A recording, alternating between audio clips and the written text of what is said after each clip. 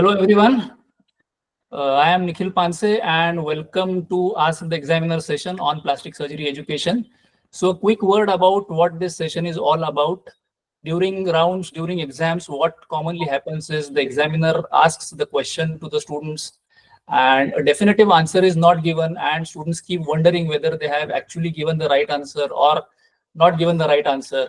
So this session is all about that. We will ask seasoned examiners as to what they expect in exams and what are the answers they want students to give us. So this is a session about Ask the Examiner in which we are going to discuss about hypospadias. Now about hypospadias, not many units tend to do hypospadias surgeries routinely, including mine. So that is why our residents, our trainees are not adequately trained in hypospadias and they fumble when a short case of hypospadias come. So to address all these questions, we today have with us Dr. Jiten Kulkarni. He is a well-known plastic surgeon with special interest in hypospadias, does excellent hypospadias surgeries. I'm sure all of us have seen him at various conferences, at various symposiums. He is the professor and head of plastic surgery at MGM Medical College, Chhatrapati Sambhajinagar. In addition, he is our current president of Maharashtra Association of Plastic Surgeons. So thanks a lot, sir, for joining on this session of Ask the Examiner. And I'm sure we will ask you some difficult questions. These questions are not only for exam-going students, but also clinicians encounter these problems in their clinical practice. And so I am sure this will be a wonderful and interactive session wherein we will fire sir with a lot of interesting and difficult questions. Sir. Yes. So thank you, Nikhil. This initiative of yours, I would have loved to have it when I was a postgraduate student back in mid 90s. So we really miss having gone through this. Though I would like to make a note here that when I was appearing for the MCH plastic surgery, the first of its kind comprehensive teaching program for postgraduates was conducted by none other than Professor Rajiv Ahuja at New Delhi. And for 2 days, he had kept the top faculty from all over the country who gave us elaborate ideas about various topics. And we thought that's the end of it. And then before we dispersed, he said, now there's a case presentation and we had to present cases.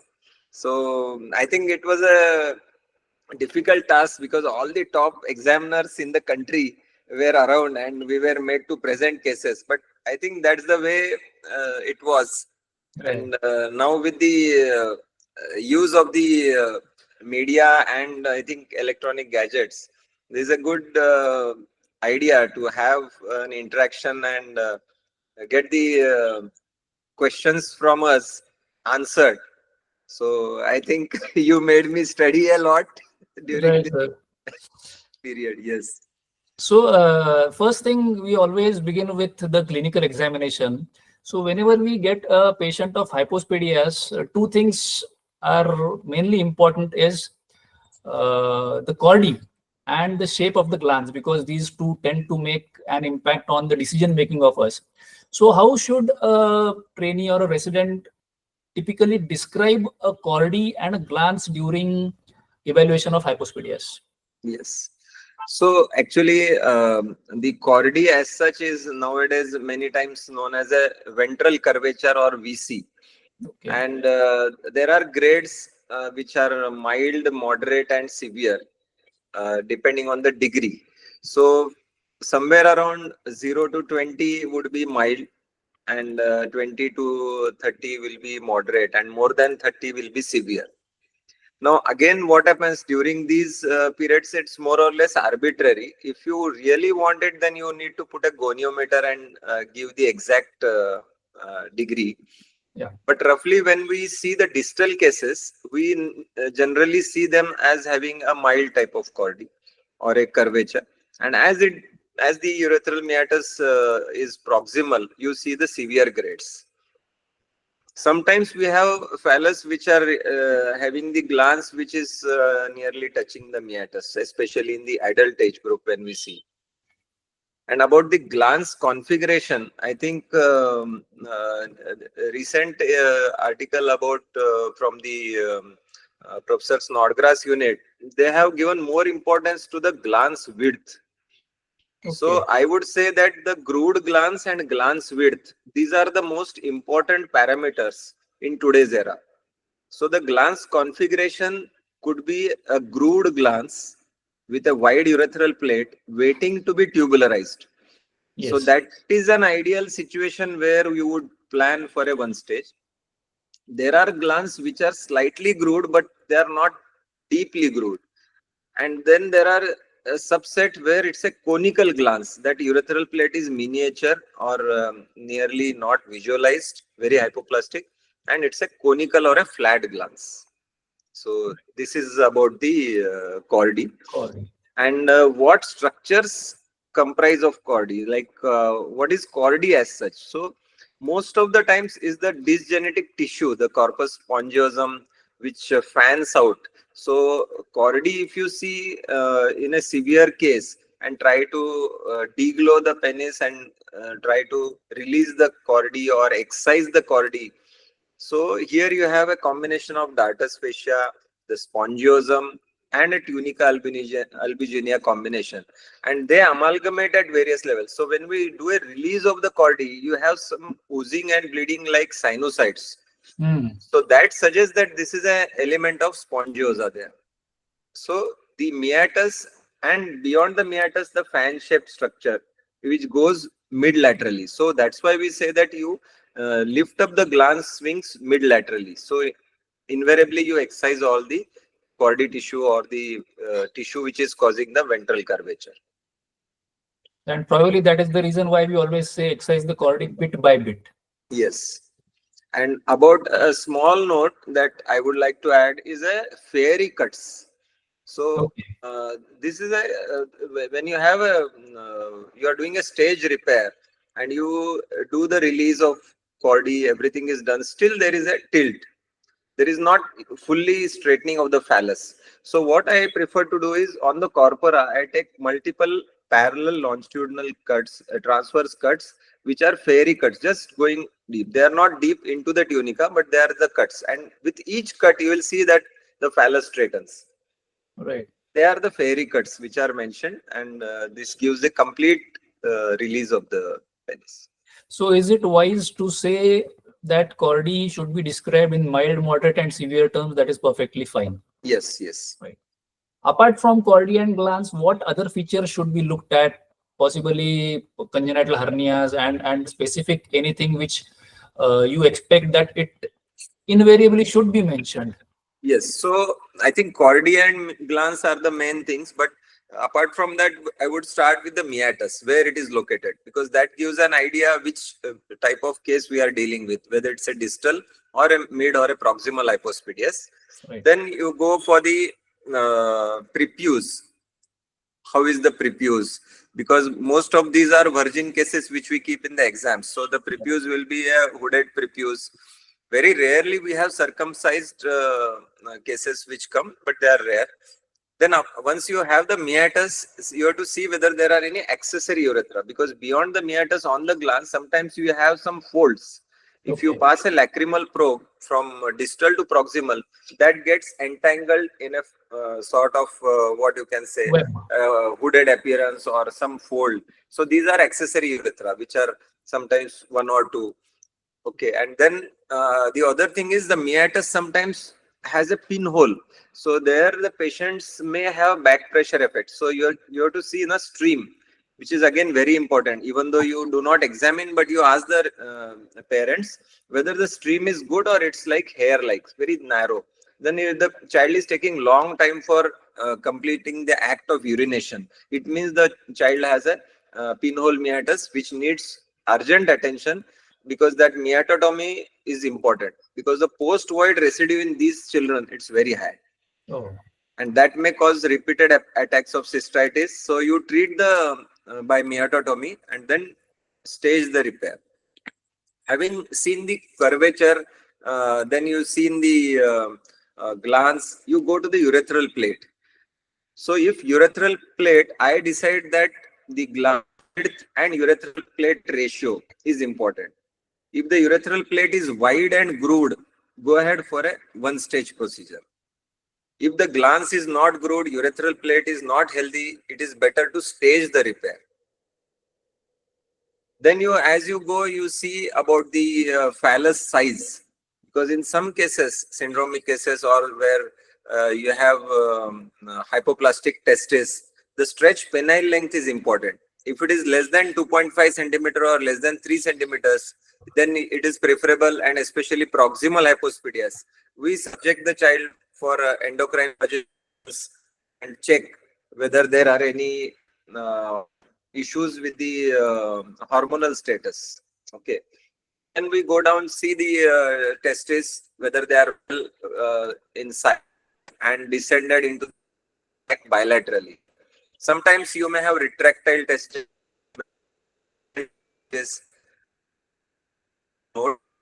Address them before you plan for the Hypospadias surgery. Then you have the if you see from above, you see whether there is a torsion of the penis. So in some cases you have the glans tilt, and you can mark as a 12 o'clock and see that there is some tilt of the, or there is a torsion. So these things you need to document, and you can correct when you do the Byars flaps. Apart from that, we keep a note about the donor area. So we tell the parents that if need be, we may take the graft from the upper lip or the buccal mucosa, depending on the requirement. The anoscrotal distance is another parameter which you can document or measure. So as the meatus is distal, the distance could be around 5 centimeters or so. As the meatus is proximal, this distance in perineal or proximal hypospadias is 1.5 to 2 centimeters. Okay. So the distance between the anal canal and the scrotal sacs. So this anoscrotal distance. So all these things, if you document, it is always a good idea that you make a chart and put these things. Got it. Got it. Yes. So you mentioned about the penile size. So it should be of adequate dimensions, around 2.5 centimeters or more. So in case the penile size is less, what is the role of testosterone? Either testosterone application locally or injecting testosterone? Yes. And how long should we give it? Yes. So first is you rule out that there is no problem from the endocrinologist point of view. Right. And having done that, we prefer to give injection testosterone, because we do not have ointment form in India. So, and the other thing is, it is preferred that you give intramuscular once a month, 2 to 4 milligram per kg per dose. Okay. For how many months? 3 doses. Okay. And this is an oil-based preparation. So we tell that you get it done deep intramuscular with your own pediatrician. Right. Because they will be in a better position. And after 2 months after the last dose, we plan to operate, because the tissues get extremely vascular if you operate too early. Yes. So wait for 2 months after the last dose and then plan your procedure. Sir, is it not advisable that ampule of the testosterone injection, you put it in a Nivea sort of cream, mix it, and advise to apply locally? I believe that is done by a few people. Yes. Some people advise that, but there are two things. One is the part where I practice. I prefer that the mother might forget and father is busy working. So there is a possibility that it may not be applied that religiously. Once you give once a month dose, you are sure that the child is receiving that. And a remote possibility, someone was saying that if you do not wear a gloves, you may have some hair growth on your palm. I really don't know whether that is relevant. The other indication for testosterone is reoperative, because we get a lot of reoperative cases, previously operated 3, 4, 5 times, and the tissues are scarred. So in those cases, glans is not good. So we give testosterone even those cases where otherwise there is no hormonal issue, and the vascularity is improved, the length and the glans size improves. So I feel we can address in a better manner. The dartus becomes better. So this is really interesting. Yes. Coming to one of the most important questions, what is the optimal age for hypospadias repair? Before school, after school? So it is preferable that when the child goes to school, he should be able to pass urine in a standing position without having any psychological problems like the peer group pressures. So we prefer that I start around 2 to 3 years of age, where the phallus size is good. You can address under magnification when we operate better. But some pediatric surgeon friends of mine, they operate around 6 months or around 1 year. But Okay. I think I am comfortable around 2 to 3 years where we start. So Right. that's the time that we have 2 3 consultation with the child and the parents, and they are having some we get familiar with the child, because the care of the stent, care of the catheter is also equally important, that we need cooperation from the child. Right. So many times what happens is these patients also have undescended testes, they have inguinal hernias. So in Yes. that scenarios, what should be operated first? Whether we go for undescended testes and hernias before we touch the penis, or vice versa? I feel that undescended testis is a priority, because that stimulation is important and we should not delay that getting it down, for the reasons that if we lose the child after hypospadias surgery and child comes later, and that should not be harmful for the child. So I think undescended testis, hernia, and then we do the hypospadias repair. There have been instances where I was asked by a pediatric surgeon that why don't we combine two procedures? Yes. But as in plastic surgery, we feel we should do independently, because we do not want any anything going wrong at any place of time. Because if there is any problem with the hernia sutures or the testicular problems, then we do not want any infective process. So I think we wait for at least 3 months to 6 months between the two procedures. Okay. Yeah. So that was very clear. Yes. Coming to, I think these were mainly about the pre-op questions. Coming to the intra-op ones, what type of catheter do you prefer? I know you don't like the word catheter. People who are more into hypospadias tend to use the word stents. So Yes. can you talk a bit about the type of stents which are preferred in hypospadias Yes. surgery? So actually, when we started practice, we used to use whatever it was available. Those days were the infant feeding tubes, Romsons, or the Nylaton catheters. But you can use them. The only problem was when there is a kink, they fail to drain, and then having a issue that there is a problem of kinking or twisting. Knotting. Sometimes if you put a feeding tube way in, there is a problem. So these PTFE material stents are available, like a DJ stent material, and they are manufactured by the company which makes the DJ stent. So these are available 6, 8 and 10 French, only 3 sizes. So they are, we call them that they are urinary drainage stents. Right. It doesn't mean that our size of the urethra is 6 French or 8 French. They are just meant to drain the urine, that's all. So even if it kinks, they continue draining, and they are very much less irritating to the trigone area.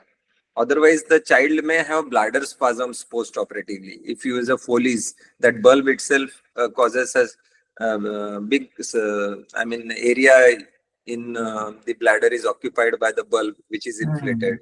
And the problem with the Foley's catheter is when you try to remove, even if you deflate, there are some flanges on the sides that may abut on the suture line. So that is the reason I prefer that stents should be used, because they are now available. So while removing the Foley's, it is likely to avulse the new urethra which have been created because of those. There is a possibility. I mean, some cases I have used 6 French silicone Foley's. Okay. But then if stent is available, I am more prone for using a stent. Because when we do the buccal mucosal urethroplasties, that time we may use silicone Foley's that we want to retain for 14 days plus. But rest of the stents we prefer to remove by 10th day. Right. You talked about three sizes of the stent. You also mentioned that size doesn't really matter and it only is a urinary diversion sort of a thing. Yes. But is it not like we create the new urethra around that stent, and the size, larger the size of the stent, larger the urethra, it is better the urethra. Is it not like that? No, because if you create a large urethra, we have had problems that there could be diverticulums. Okay. So the urethral caliber, what I do is, once we take the stay suture, I pass 6 French infant feeding tube that we call as a calibration. So before starting any surgery, you have to calibrate the proximal urethra. If there is any utricle blind pouch, you get stuck. So you know that you are not able to drain. So most of my cases, I have my urology colleague who assists me. And in case there is a problem, then they have these guide wires on which we put it. So maybe once in 200, 300 cases, we have problems. Otherwise, routinely we do not have. But then they should know that there is a guide wire access which is available, that you mount it and then pass the feeding tube or the stent. Right. So once you pass that 6 French, you see that it's going comfortably and draining urine. Then you start what plan you have in mind, whether you have a single stage or 2 stage. Okay. Then after that, you see that it is going snugly. You may put another feeding tube which is 8 French and check the proximal urethral caliber. And many times you need to cut back the hypoplastic urethra. So feeding tube, if you are able to see the green line through the skin, which sometimes you see, there is a distal hypospadias, but the hypoplastic urethra, because there is no supporting tissue and you can see the green line, you need to cut back, because that urethra may cause Not a problem healthy later if you do not attend. So this is about the calibration.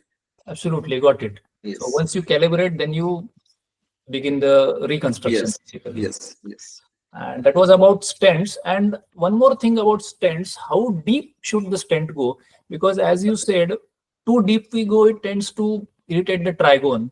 Yes. And to just urine can start coming at any point of time as soon as we enter the bladder. So before we take a stitch and fix the stent, what should be the ideal depth in which the stent should be inserted? So when we pass the stent, we generally keep that segment of around 3 centimeters beyond the glans, so that we can take good sutures and fix it. Okay. So that should be enough for you to fix. Right. But in adults, we have seen that when you have a long tube, say 13 centimeters or so, then the stent just goes at just up above the tip of the glans. The what you can say, the channel of the stent is there, on which you fit in the extension, and then you connect the urobag.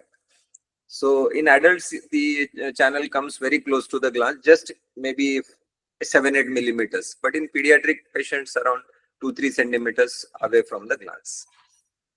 That was absolutely clear. After stents, let us talk about suture materials. So which is the ideal suture material which should be used for hypospadias repairs?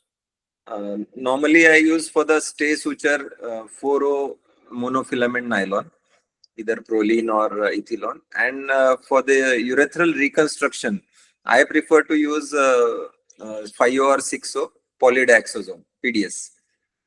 Okay. The only thing is I would like to mention is your suture should keep the epidermis inwards.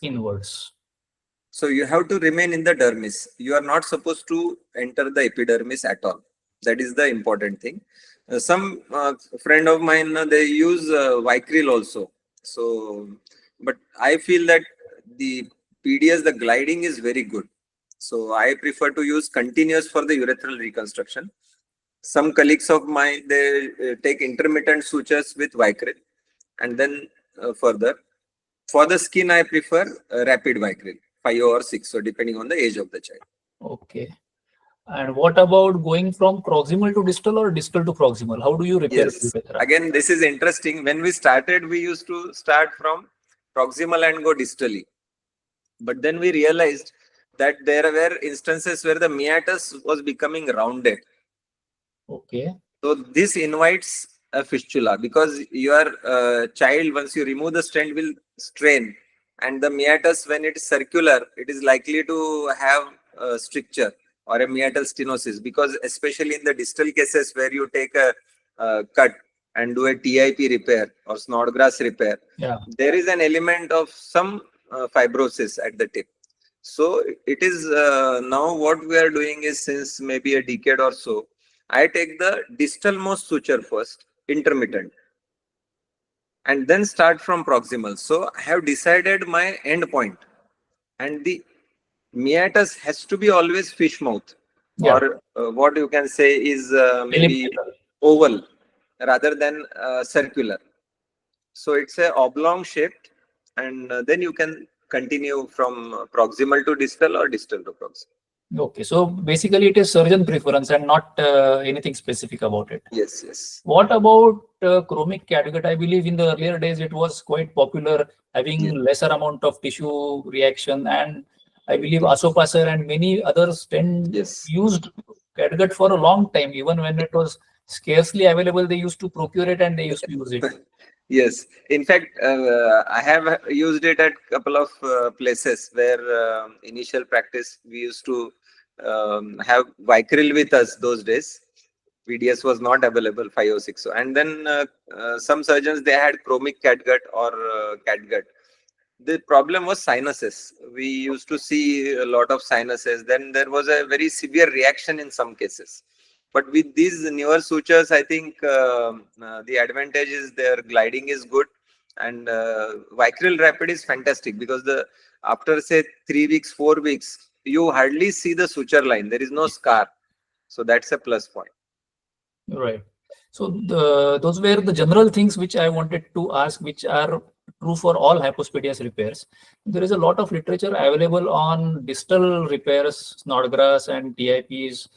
But the proximal one, the two-stage ones are a bit dicey. There is not much of literature available. There are confusing questions which are often asked.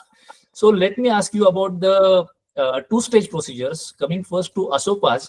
Now it is classically described as this is Asopa 1, this is Asopa 2, this is Asopa 3. But there is no conclusive literature which is available which says what all are these repairs. So can you elaborate a bit, enlighten a bit on these repairs, sir? Yes. Actually, I'm very happy to say here that I had discussion with the first-hand information about Asopa 1, Asopa 2, Asopa 3 from one of my very close friend who was working with Professor Asopa for a very long time, maybe 2 or 3 decades.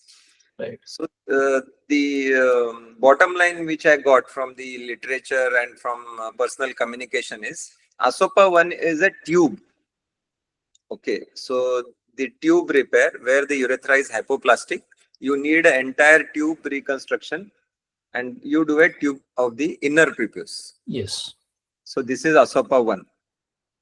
And what the publication original mention is the right side of the patient, the right end of the tube of the has to go proximally. So when you make a tube, the right side end will go proximally. Okay. So right side of the patient. Twist in a clockwise direction. Yes. So the proximally it goes, and then you make a patulous coaptation between the urethra proximally and this tube, so that there is no chance of stricture. Yes. So again, you make that like vascular anastomosis. So this is Asopa 1 is a tube. Then the Asopa 2 is a onlay or a patch, where there is a urethral plate which is not that bad, but then it is not enough to tubularize on its own. Okay. So you take an inner prepuce patch which is attached to the vascular pedicle, and then you support and put it onlay. Got it. So this is Asopa 2. Again, there has been a modification in that you take the outer prepuce as another flap and cover it over that. Over the inner prepuce flap. Over the urethra which is reconstructed. Okay. And then you suture the sides so that your suture line is off center. Okay. A bit confusing, but yes. I'll you remember Asopa 2 is a patch or onlay. Patch Okay. is simple to understand, that you take a inner preputial skin and put as a patch on the native urethra. Yes. The problem with Asopa's repairs have been a torsion. That's why they have incorporated a Z at the base to circumvent this torsion issue. The skin flap, when it drapes, because he doesn't separate the Inner and skin. outer prepuce. Yes. So this is the difference between Asopa and Duckett. Duckett separates. So Duckett Asopa doesn't separates. separate. Yes. So torsion is more in Asopas as compared Asopas than Duckett's. So Okay. same principle applies, that inner preputial tube is a tube Duckett and onlay is a patch Duckett. The only difference is there is a dissection between the subdermal plexus and the dartus fascia Right. with the Duckett. So the problem of skin necrosis is more seen in Duckett's. If you do not stick in that foamy layer, that is known as a foamy layer. When you dissect, you can see that there is a foamy layer. It looks perfect, excellent when you do the dissection. But when you see on 10th day, there is epidermal necrosis. Most of it settles down, but then you are scared. So the Asopa's technique is very safe in that sense, that there is no cutaneous handling. And with the Asopa 2 patch and a modification using the outer prepuce for cover. Got it. Okay. And a Z-plasty to prevent the torsion. Got it. Asopa 3 is Professor Asopa's dorsal inlay. Now I will clarify this. What is the dorsal inlay? Is if there is a stricture after the reconstruction, you deglow the penis, you have the urethra. Okay, you have the urethra now. So you open the urethra dorsally. You open the urethra, then take a cut ventrally, midline. Okay. And there you feed the inner prepuce or buccal mucosa. Okay. To make it wide. You make it wide, you quilt it, means you take multiple suture rows on the floor. You do the primary tubularization of the urethra. And you suture the skin and come out. Now it is clear. Now it is very clear. Okay. So there, the Asopa 1, 2, and 3. So tube, patch, and for the stricture inlay, dorsal inlay. Yes. We have been using dorsal inlay very extensively because we are getting more of redo cases where there is no prepuce. So I use the upper lip preferentially, mucosa, because patient's morbidity is very less, upper lip mucosa. There is no food contact. If you need large quantities, then you take the lower lip also, or more required than the cheek. So this is the dorsal inlay. That was absolutely clear. For those residents who are still confused, I would suggest read the conventional Asopa first, and then you'll be able to understand it in a much better way. I am totally illuminated by Asopa 3. I was totally clueless as to what it is, but thanks a lot, sir. Yes. Now coming to the second important two-stage procedures is the Byars and Brackas. Yes. So Byars are flaps, Brackas are grafts. You already told us about your preference about buccal mucosa. So do you use buccal mucosa in all cases, or you prefer to use the penile preputial skin as well? Yes. So whenever you have preputial skin, it is to be used. There is no second thought. Okay. In case you have insufficient preputial skin, especially in proximal cases, or when there is no preputial skin available as we do the secondary procedure, then you use the lip or the buccal mucosa. Priority is always preputial. Always inner prepuce. And coming to the differences between Bracka and Byars, which is better in terms of aesthetics, in terms of overall outcomes, functions? So I think it depends entirely on the operating surgeon. I mean, it's a surgeon's preference. Okay. If you do more of a particular case and the results are particularly best in your series, then you prefer to take them along. The Byars and Bracka, both, if you perform in a bookish manner, in a perfect manner, you get satisfactory aesthetic results. I mean, I have maybe performed slightly more of Byars than Brackas. Okay. some people, Byars may not look good, but then we have excellent results aesthetically and functionally. The key points about these repairs are, you have to get rid of the chordee very perfectly. Either you do Byars or Bracka. That is the first thing. And having done that, your glans wings needs to be mobilized to mid-laterally. So the more you mobilize the glans wings, you feed the skin or the full thickness graft. Your second stage, the tip goes to the tip of the meatus. If you do not dissect the glans wings properly, it becomes a coronal or subcoronal opening in the second stage. Got it. Again, the principle is to keep it oval, not to make it circular, not to make the skin tube too wide or too narrow. In case you have taken incision and committed and you feel it is narrow, then you have no option than to put a lip mucosal graft primarily. Okay. That also you can do. Suppose you have committed, taken 2 incisions. Oh my God, and this is a narrow tube now.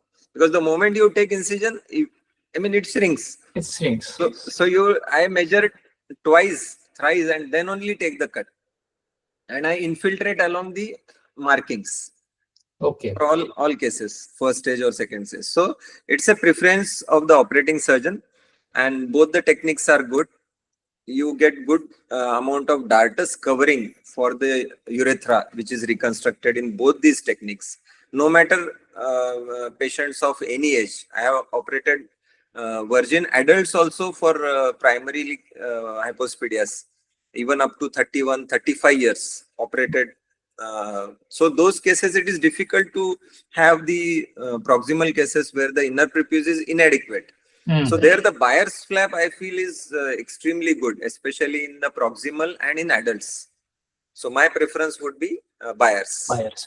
But is it not so that during Bracka, since we are using a full thickness graft, some amount of prepuce still remains as compared to Byars? Because in Byars, we are feeding all the flaps inside. And it looks more physiological with some amount of hooded prepuce when we do a Bracka. Is it so? Actually, if you mark the inner prepuce as a rectangle, okay, and do the Bracka or do the Byars, you will see that even in Byars, the inner prepuce comes and stays in the ventral midline. Okay. So if now in next case you do a Byar, you see that inner prepuce is in the center, and it goes when you do the glans, split glans, it opens up like this, and the entire thing is full thickness graft. So now it is a flap. And anyway, we are going to wait for it to settle and do the tubularization in the next stage. Yes. So the other thing is, sometimes we have graft loss, especially if you are not meticulously suturing in Bracka. But Bracka is extremely handy when you do a cripple. Okay. There you use the buccal mucosa. So sometimes 7-8 operations in the past, you have nothing there. So you need to do a radical debridement, like release of the chordee, excise the all scarred tissue, and make a big defect, glans wide open. And then in that you have a good hemostasis and put a buccal mucosa. Got it. And the tire of the buccal mucosa, you don't open for 12 days or 10 days. Because other tires we remove early. But here, and tire is with a, what you can say, is a jello net. Okay. Because even if you remove the catheter on 7th day, even there is a contamination of urine, there is no problem because it doesn't get sodden. So you have a jello net and you make a bolster of that and take a tire. Got it, sir. Now coming to the sequel of these repairs, how do patients of hypospadias typically fare in terms of sexual function and ejaculation? Is there any difference between Byars and Brackas, proximal and distal? Yeah, about no, this is a very important question you pointed out, that there's a major problem with the hypospadias because there is an absent spongiosa. So when you are doing one stage and distal cases, the results are much better. As you go proximally and there is no typical milking action of the spongiosa, there is a problem that the propulsion of the semen is not there. And that's why we've seen that there is a slow transition, but the propulsion is not there. We have had cases where they used to give us the wedding cards that the Hypospadias child is getting married, and then subsequently they have come with the sweets, ladka hua hai, ladki hua hai. So there is a definite deposition of semen, but as far as the propulsion and the force, that would not be there. Right. And this is true for both Byars and Brackas, because in Byars we are using flaps. Yes. So flaps don't tend to have. And what about spongioplasty, sir? Can spongiosa be incorporated so that some more propulsive action can be had in the post-operative? This spongioplasty is possible in the one stage where we use the tissue what is available, and we don't sacrifice, especially in the TIP. We do a spongioplasty, so the results of TIP are much superior. So it is said now that even if it's a mid-penile and you have a good urethral tube, you can definitely plan a TIP repair, because the ultimate, apart from aesthetic and functional, the results would be better in terms of the ejaculation. Right, right. So patients with distal hypospadias or mid-penile hypospadias have more likelihood of having children as compared to proximal hypospadias, is what? No, this is not there, because proximal hypospadias cases also have had children and they have it, but the deposition will be there, but the propulsion will not be there in that manner. The other thing is, when we see these kids, they are not having the spongiosa. We ask them that after they do the completion of the act of micturition, they need to squeeze out what is remaining in that tube. Otherwise, there is a stasis and recurrent UTIs. Okay. So in proximal hypospadias, you need to tell the patient that you, after each act of urination, they need to squeeze out. And then we have observed that some of that stagnation volume is reduced. They say कि पहिल्यांदा जास्त वेळा आम्हाला करावं लागायचं, आणि now there is a definitely very little which comes out even after squeezing. So we really don't know whether there is some element of improvement in the tube which comes up. This is a very relevant and solid practical point, sir. I never knew it and never used it as well.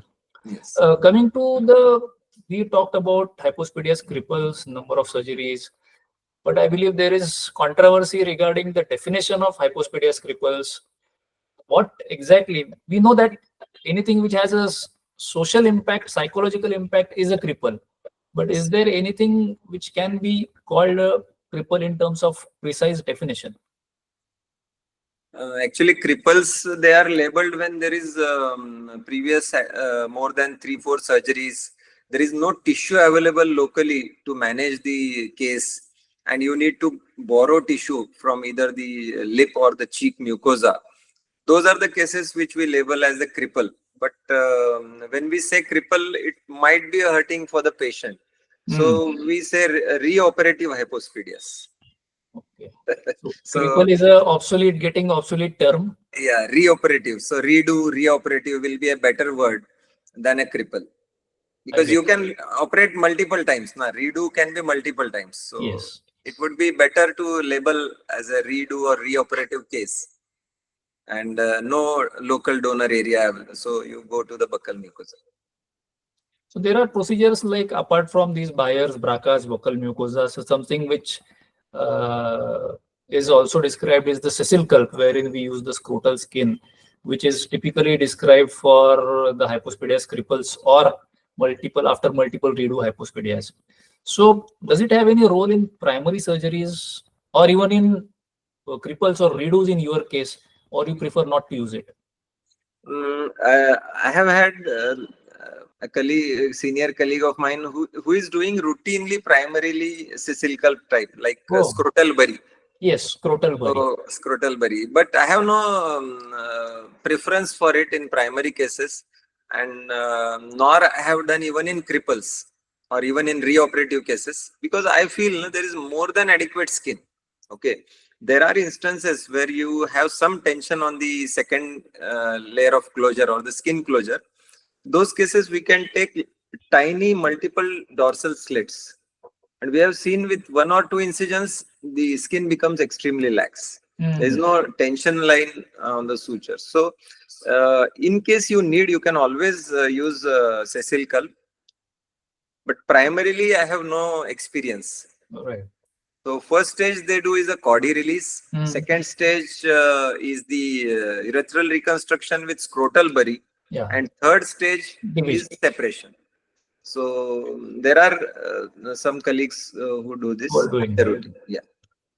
So what specific 2 or 3 tips or tricks you would say are most important in avoiding fistula, which is the commonest complication of hypospadias repair? Yes. So I think first important is the meatus. So you keep the meatus wide open, oval shape or fish mouth.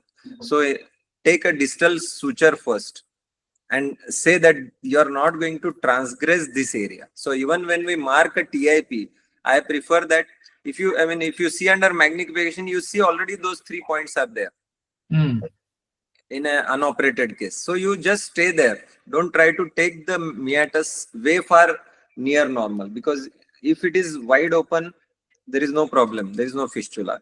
Even if you take intermittent sutures, Professor Asopa used to take intermittent sutures, and when I asked him, he said, I know you must be a plastic surgeon, and you take continuous sutures, you don't leave any gaps, but it matters. Just take intermittent sutures away and they will tubularize if there is no distance.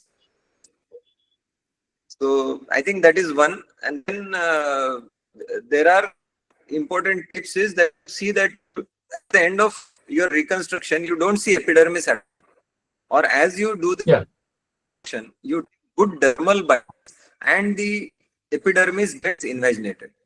So at that, there is no epidermis which is seen when you suture it.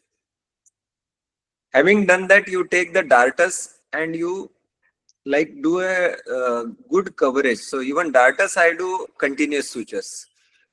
And then you need to feed it below the glans wings. You can have a good dartus in the glans, because glans wings, you rarely see any fistula there. It is always either the corona or at the proximal normal urethra and the junction where you have the urethra. So these are the areas where you need to give a good covering and see that there is a good inversion of the epidermis. Right. So good inversion, avoid put in lot of dartos to avoid overlapping suture lines and give a watertight closure. These are one of the important criteria. Now, sir, hypospadias is known for causing fistula. Then there are strictures, and initially you said if we make too large urethra, there are diverticula as well. So of all the 3 complications, which one would you like to have? Well, I mean, like to have mean which one is easier to better of the lot, better of the worsts? Yes. So I think a fistula, if it is isolated, it is much easier to treat. Okay. Because stricture, we are getting a lot of cases of BXO strictures in hypospadias. Means balanitis xerotica obliterans like picture. So they get white pigmentation of the glans, and this can happen as early as a year after your stage urethroplasty, especially in adults. And then I have one child, is now in 7th, 8th standard. He also has a BXO primarily. So we had to take a dermat consultation with, we told that this child is a high risk and needs buccal mucosa sometime in life, because no matter what you use, the BXOs, they have long strictures. You need to lay open, put the buccal or lip mucosa and do the dorsal inlay, Professor Asopa's repair, and you need to follow them. Sometimes they recur. You have to do sometimes a VIU. So I really don't know about the strictures. They are very deceptive. And sometimes you have to do laying open of the strictures and the stage repair like the Johansson's. Okay. Coming to diverticulum, again, diverticulum more common in the stage procedures. If you keep slightly more at the, so when we say that tailoring of the urethra, as you go towards the native or the normal proximal end, you don't keep it patulous, because that is the commonest site where the diverticulum is likely to occur. Okay. So that junction you keep minimal width, and you take more width as you go towards the glans. So it's like a flare. So as you come towards the new urethra, you narrow it, because the eddy currents, if you see, the junction faces that, and that will blow out and make a diverticulum. So we can do a contouring of the diverticulum. Sometimes there fistula stricture diverticulum can coexist. We have had such cases also. Sometimes we have false passage stricture diverticulum, fistula, and reoperative like scarred phallus. So all combinations. So whenever you have multiple combinations, I prefer to do a stage procedure. Okay. Never do a combination. You lay open, give a good meatus, let the patient pass a good urine, and then you do a stage reconstruction. So is it not like if we have a distal stricture after a hypospadias repair, is it not likely to cause a proximal fistula because of the backflow? Yes, it does. It does cause. But generally, what we see that the meatus is more culprit than a stricture of the urethra. A narrow meatus. Narrow meatus. Narrow meatus during the initial repair has got a likelihood of fistula proximally because of more pressure. Yes. Right. And of these, now we have done the hypospadias repair, probably a first stage or second stage, and accidentally the meatus is narrow. We realize it post-op after the catheter is removed. So in such a cases, do we regularly call the patient for dilatation, advised home dilatation, or anything which we anticipate and do to minimize the chances of further fistula formation? Yes. So here we do not do any dilatation. We call it as a what you can say, calibration under anesthesia. Okay. So like strictures which we used to deal when the urologists were non-existent, the scopies were not there. We used to have a person who used to be assigned to a particular case of stricture urethra, and with the metal bougies we used to do. Arey ye tera note kaise, means he knows how the urethra is, because to pass a metal dilator, you imagine those days. I don't know whether you have done that type of dilatation. It is ghastly. So we used to inject jelly and pass those metal catheter, these dilators, and then typically it has to end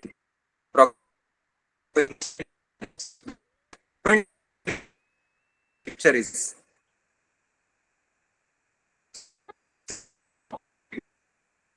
metal dilators. Your voice got cut a bit, sir.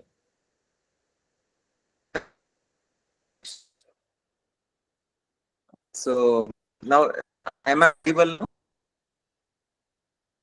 Hello? Yeah, it got a bit disconnected in the last. Okay, I will mention once again that yeah. So when we have a case where you have a doubt that there could be a stricture,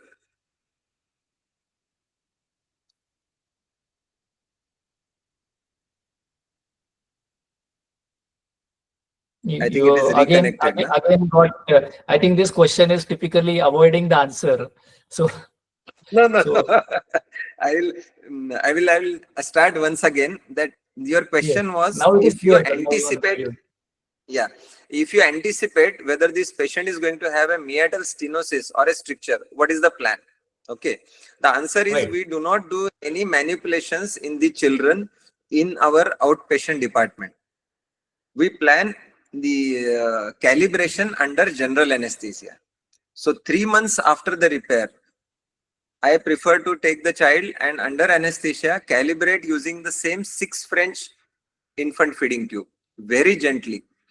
It is said that only the operating surgeon should do these procedures, because he knows how gently you have to do it. Right. And then you pass the 6 French, it goes in comfortably. You can see if it is giving space and you are able to comfortably do with a 7 or 8 French, you do that. And that's all. Don't go beyond that stretching thing. And then you can see that there is definite improvement in the stream. You can repeat this, because there are some fibrous adhesions which could be seen more with the TIPs. So you do the calibration under general anesthesia more for the TIPs. and we have found improved results with that. You can repeat it after another 3 months. Right, sir. Yes. Now, I think we have discussed most of the intraoperative and operative things except for the artificial erection test. Yes. So the Gittes McLaughlin artificial erection test. So how do we specifically perform it? Yes. And its implications? Yes. So I used to do it for the first 5 years or maybe 7-8 years of my practice. I mean, last 20-22 years, I have stopped doing these artificial erection tests. Oh. Because you can see and feel the curvature. So once you release the chordee or the ventral curvature, you feel that and see that the phallus is straight. If you have doubt, you can always do, not that you don't do it. I prefer to do especially in reoperative cases. Okay. And you can have two options. One is tying a tourniquet at the base of penis. Always you put a infant feeding tube, 6 French, before you tie the tourniquet. Okay. Because the urethra should not be compressed. Yes. Your aim is just to occlude it, not to forcibly strangulate the phallus. We are not doing a tourniquet to the extent that you are exsanguinating everything. Just gently you put it at the base, and then you inject normal saline with a fresh syringe opened in front of your own eyes. Fresh 100 ml normal saline opened in front of your own eyes, because we have seen disasters. Use syringes and something given, you think that it is this and inject. So this should not be done anytime. And you inject into, I inject into the one of the glans wings. Okay. Or you can inject in the corpora, and with a scalp pen set, and gently you put it. Okay, don't forcibly inject. I do not use personally a tourniquet at the base. You just keep injecting more volumes, so it will show straight phallus. Even without tourniquet? Even without tourniquet. Why? Because I have had one patient, I had to wait for an hour and a half till that got detumescence. So then I discussed with a senior urologist, Professor Hemant Pathak sir, that this is happened, and it is not just refusing to detumescence. So he says, "No, you wait, it will happen." Probably the tourniquet was tight, or I don't know what. Sometimes they say don't give regional anesthesia for these hypospadias cases. Spinal anesthesia. They say you give only general anesthesia. No blocks and regional, but that is I mean studied, and it has no relation. Yeah. So I think the Gittes and McLaughlin's is you inject normal saline and see if there is any chordee.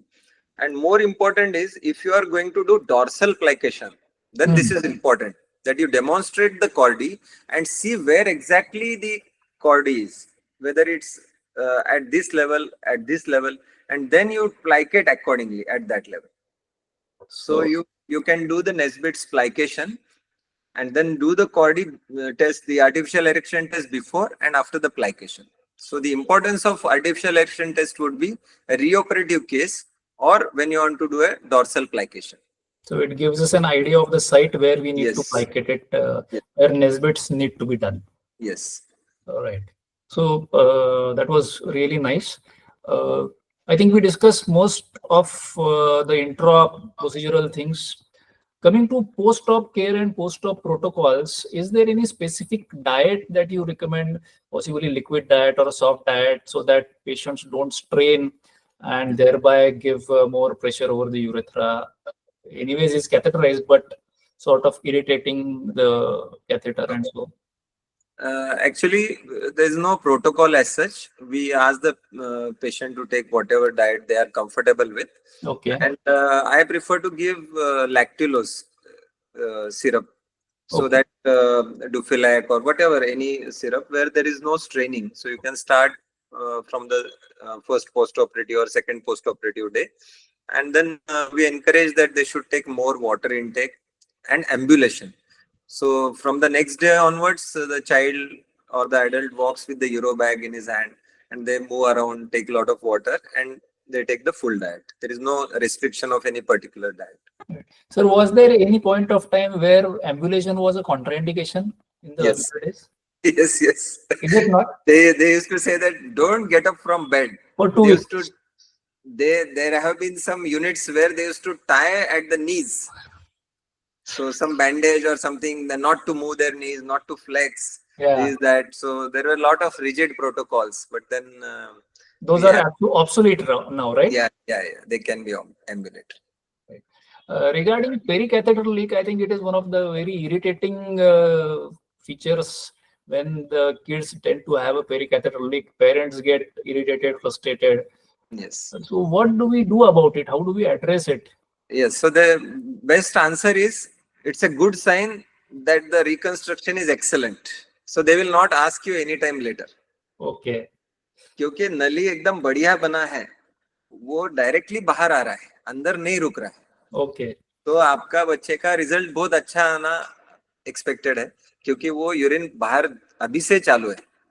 So then they will not, they say कि नहीं वो normal है, they will tell the other relatives also. But is it true? It is basically either a bladder spasm, Yeah. or when the child strains during defecation. So Yes. there is a pericatheteric leak, because we are not putting a snugly fitting catheter in these cases.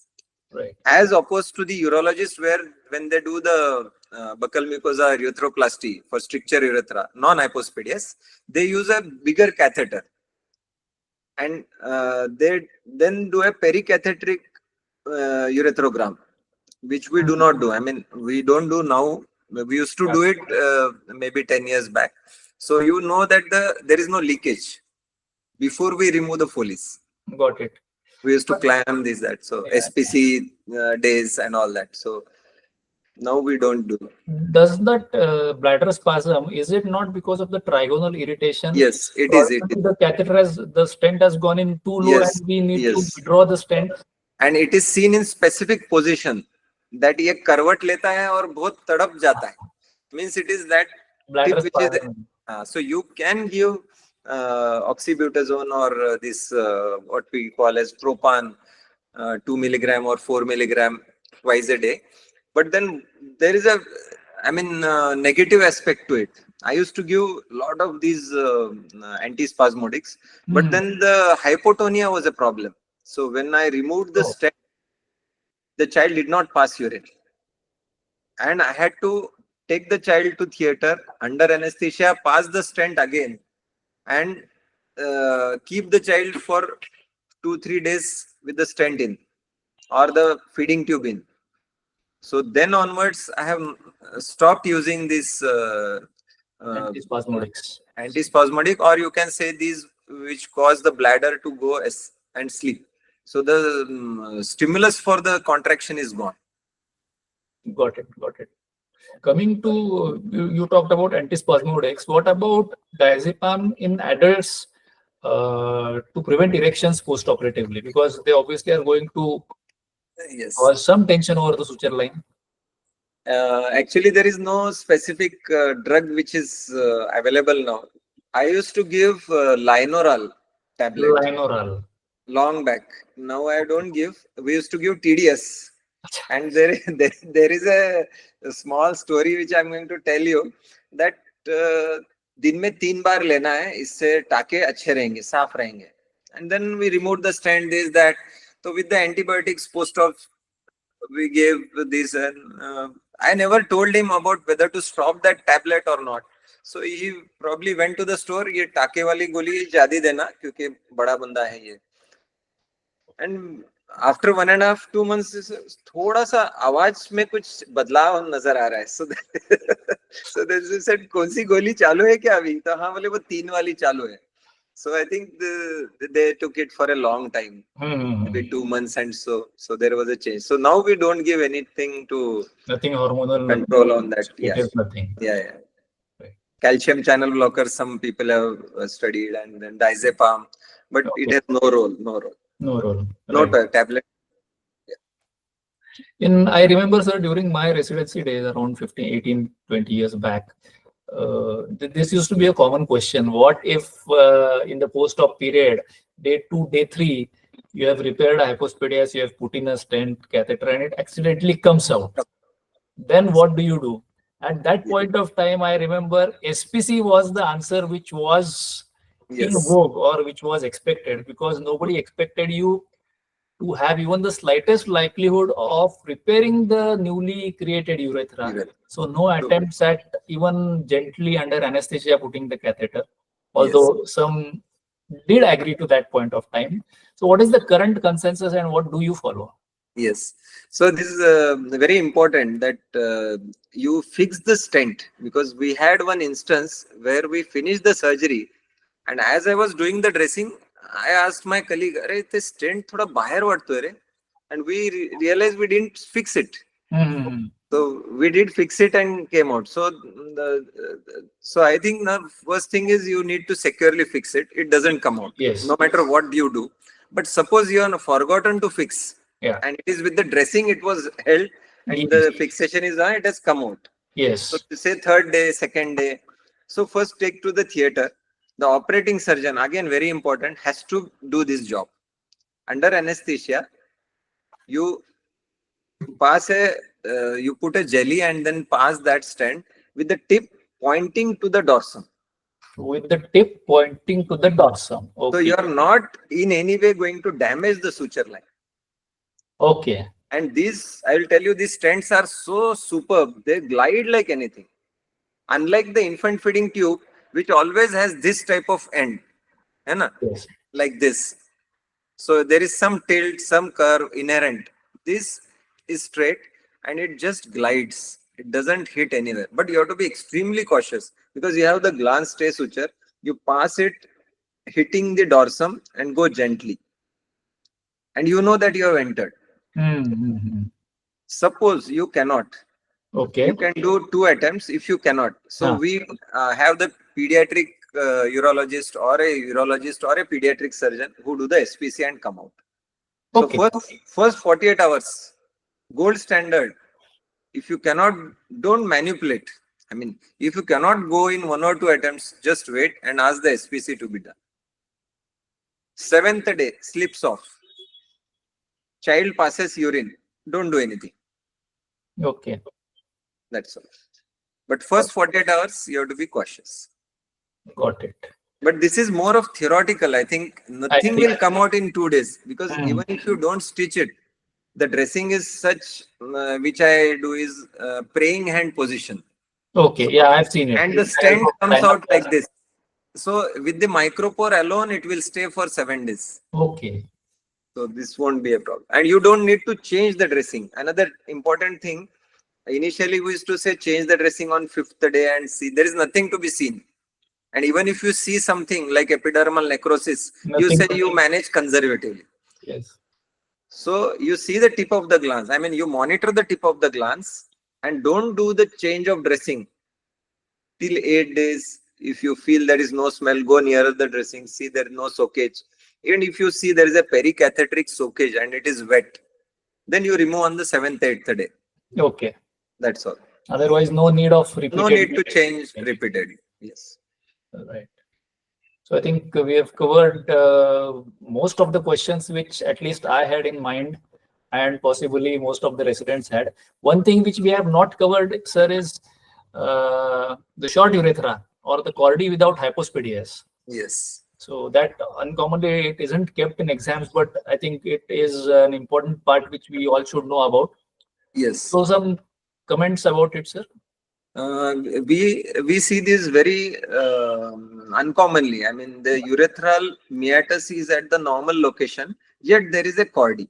Yes. So this is termed as a congenital short urethra or a chordee without hypospadias.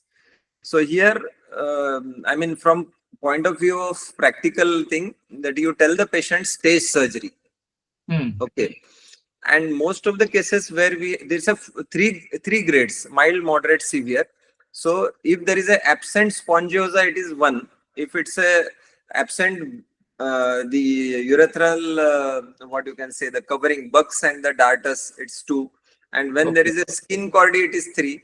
And when you have corporal disproportion, I mean, there is a corpora cavernosa and this, what do you say, cavernosa and spongiosa. So in between these two, there is a disproportion, and that's why there is a chordee. Okay. So this is the fourth grade. Right. In most of the cases, if you deglow the penis and then you see and redrape the skin, the chordee is taken care of. Most of the cases. If you see that after deglowing you cannot still get rid of the chordee, then you do the elevation of the urethra of the corpora. You elevate it.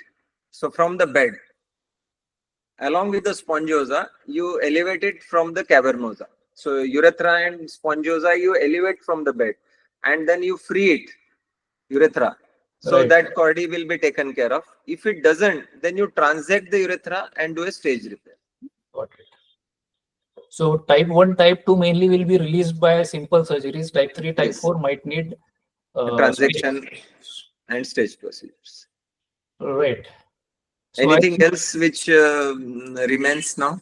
Not from my side, because I have given it a thorough thought and I would like to compliment that it so happened that Professor Hemant Pathak sir was there for a workshop in Aurangabad, Chhatrapati Sambhajinagar, and I had the textbook of Hadidi around, and I was reading. So he said, "No, what is the plan? Like any procedure?" So I said, "No, there is a questionnaire coming up from Professor Nikhil, and I have to read again the things which are rare." So there are many procedures now which I am not naming now, which have been in vogue, like stag and this, that. So it is unnecessary confusing. So I think the principles what we discussed need to be told in the exam, and even for practical point of view in the private practice or the institutional practice, we prefer that we do the gold standards. A particular procedure may be safe in our hands, which we do many times is safer. Literature may vary. In my hands, I have problems more with probably Brackas than Byars. In someone's hands, it will be the other way around. So it's a preference of the institute or the individual. And the more the cases you do, you get a hang. The vessels are waiting most of the times when you do the deglowing. So you know that this vessel is there. Then the when you do the split glans, when you do the take the Byars flaps, so all these things now they are there. The other thing which I want to tell is about the post-operatively. Sometimes there is you remove the catheter, you can't pass the stent. Sometimes you have the child coming in retention.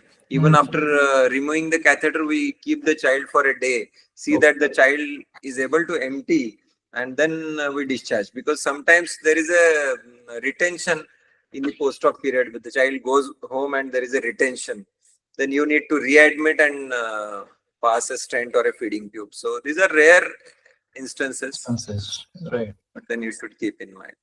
And sometimes we have had disruption of the tubes, we had infections, so all sort of things we have faced. But then things do settle down. Yes. So while I was thinking of questions to be asked to you for this interview, I think we have just touched the tip of the iceberg. Basically, it is a huge topic.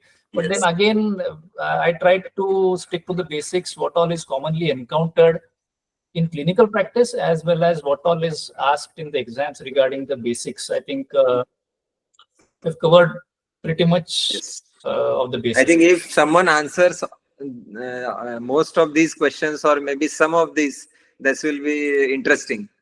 I think so. I think so, yes, because hypospadias is one thing which not many units do, and I believe if the residents do listen to this interview, their hypospadias is taken care of. I think theory as well as practical both. So no need of going into the hypospadias books and Campbell's and reading from here and there. I think you have discussed and told most of the things which are there to know for hypospadias. But I would like to tell everyone that I had to prepare heavily, because I was not sure what Nikhil is going to ask. So with him as the examiner, I think I really enjoyed the session. And if there is any more queries, they are free to contact me anytime. Absolutely. And I can read and tell if I do not know the answer, because the exam going students, they are highly charged. Yes. They may have questions which can really make us think. Yes, they do have. They do have. Yes. So it was an excellent interaction, and thanks so much for taking efforts to bring out all the questions, and right. a good session. Thanks a lot, sir. And as everyone, as sir said, if you have any queries, if there are any questions which we have not discussed in this session, if you want more inputs and insights, you are most welcome to contact sir or myself at any point of time. I will direct you to sir again for Hypospadias. So thank you for all the time and the patient hearing. Thank you, sir. Thank you once again. Thank you so much, Nikhil. Sure.